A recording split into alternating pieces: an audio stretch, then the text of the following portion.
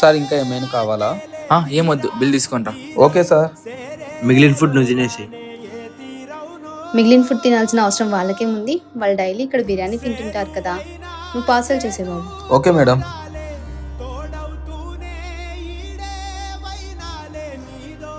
అయ్యో, నా స్పెట్స్ ఎక్కడో మర్చిపోయాను.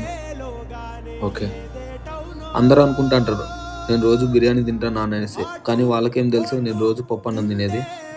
ఎన్ని రోజులు అయిందో బిర్యానీ తినక. బ్రో, ఈ డబ్బులు పెట్టుకో. Thank you sir. బ్రో, ఎంత? 500 అయింది. బ్రో, ఆ వెయిటర్ బిర్యానీ ఇచ్చేసి.